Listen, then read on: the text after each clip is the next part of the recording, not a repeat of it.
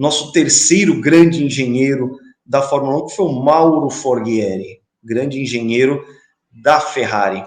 A gente tem, olha ele aí, ele que nos deixou recentemente, ele faleceu em 2022, nascido em 1935 na Itália, em Módena, ou seja, nasceu na terra da Ferrari. Ele se formou pela Universidade de Bolonha como engenheiro mecânico e começou na Ferrari, vejam só, por indicação do seu pai. O seu pai, o Forghieri pai, era torneiro mecânico da Ferrari. E assim que o Mauro Forghieri se formou em engenharia na Universidade de Bolonha, ele começou no departamento de motores na Ferrari no comecinho da década de 60. Aí o que aconteceu? A Ferrari, ela teve uma espécie de motim ao final do ano de 1961. Vários engenheiros, inclusive pilotos, saíram da Ferrari, descontentes com os rumos que a Ferrari estava tomando naquela época. Cada um acabou seguindo um rumo, mas que fez com que o Mauro Forghieri, mesmo sendo um engenheiro recém-formado, assumisse muitos trabalhos dentro da Ferrari. E um dos primeiros trabalhos que ele tem participação é deste carro aqui.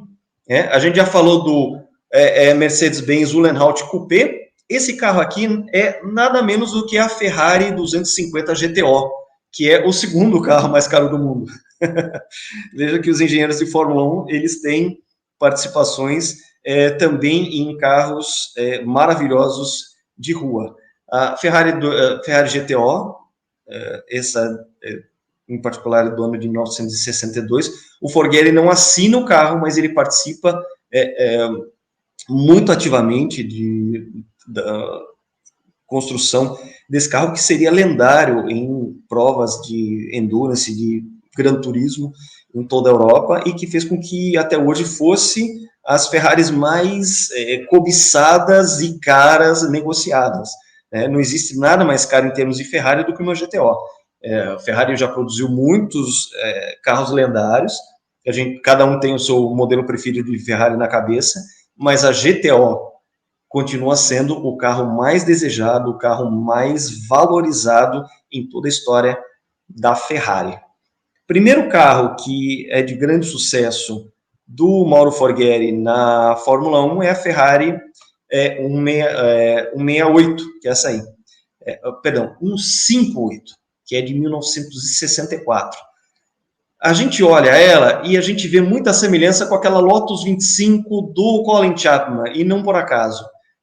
O Mauro Forghieri traz conceitos. Esse é o primeiro monocoque da Ferrari, ainda que seja um monocoque misto. Existia uma parte de treliça, mas junto a uma concha de alumínio, e faz com que o piloto da foto, que é o John Surtees, que foi um grande piloto, ele foi campeão mundial de motociclismo e também acabou sendo campeão mundial de Fórmula 1 em 1964 pela Ferrari, derrotando a Lotus 25 do Jim Clark e do Colin Chapman. É um carro que traz aí uma solução bem parecida com a Lotus 25 do Chapman, e que faz com que a Ferrari se renovasse com a liderança do Mauro Forghieri. O próximo projeto que eu quero destacar aqui é a Ferrari 312, de 1968. Ela traz, primeiramente, o primeiro motor Boxer 12 da Ferrari. Esse motor foi assinado pelo Forghieri, era um motor com 12 cilindros dispostos a 180 graus cada um. Então, eles funcionavam de maneira deitada, assim como um Volkswagen Fusca. Só que era um motor V12, 3 litros. E com a seguinte particularidade: ao invés de cada pistão ter a sua própria biela, ela era uma biela única, que fazia com que o movimento de compressão fosse o movimento de escape, o movimento de subida de pistão de um lado fosse o movimento de descida de pistão do outro lado. Isso fazia com que o motor fosse muito eficiente e acabava sendo também, apesar de ser um 12 cilindros, um motor muito leve para a sua época. Esse motor foi instalado depois de uma série de motores V12, 12 em formato V, ou seja, cilindros, a bancada de cilindros sendo bastante fechada, de 67 para 68, e esse é o ano que a Fórmula 1 começa a colocar suas asas, começa a introduzir as asas na Fórmula 1. Esse carro na foto, no caso, é a Ferrari 312, que correu o Grande Prêmio da França de 1968. O piloto da foto é o Jack Hicks, que foi um grande piloto de endurance, também teve suas vitórias na Fórmula 1. Esse Grande Prêmio em particular, que ocorreu em chuva, o Jack Hicks venceu e foi um dos primeiros carros da Fórmula 1 a ter asas, o uso de aerofólios. A gente vê ali duas protuberâncias tímidas na parte da frente, junto à entrada de ar do radiador, mas a gente já vê uma asinha traseira ali, que depois acabou virando o aerofólio traseiro que todo carro de Fórmula 1 traz também hoje em dia. O Forghieri, não só ele trabalhava nos carros de Fórmula 1, mas nos carros de endurance da Ferrari. Este carro é a Ferrari 312 PB. Ela usava o mesmo motor da Fórmula 1, esse mesmo Boxer 12 3.0, só que todo preparado para aguentar provas de longa duração.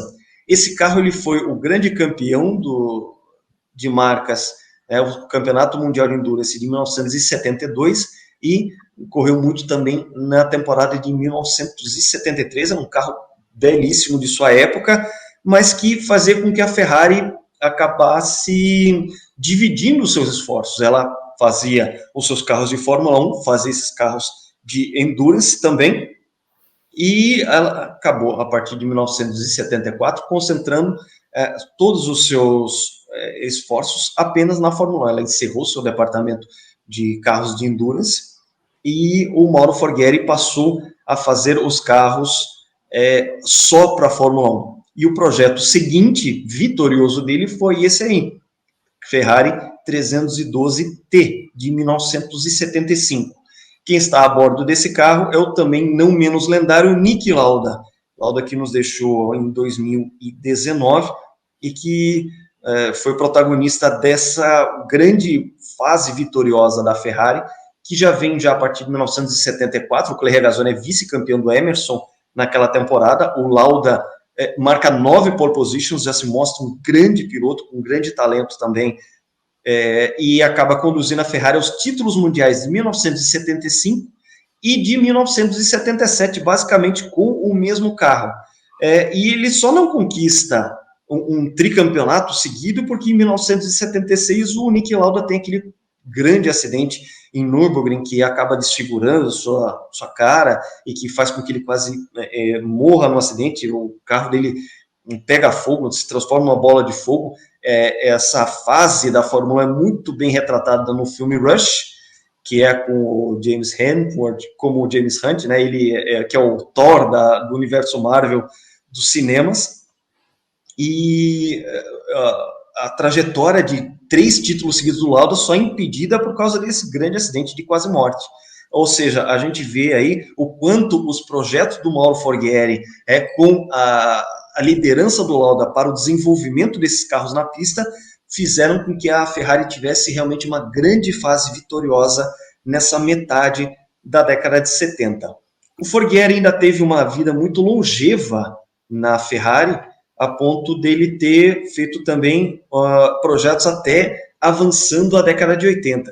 A gente consegue ver um carro completamente diferente. A gente está aqui diante da Ferrari 126 C2 de 1982. E aqui o que a gente já tinha? Carro asa, que foi inventado, introduzido pela Lotus através do Colin Chapman e seus engenheiros. E a gente tem também um carro que passa do motor Boxer do Mauro Forghieri para o motor V6 Turbo. Essa aí já era uma Ferrari da época da era Turbo. Qual era o grande problema desse carro?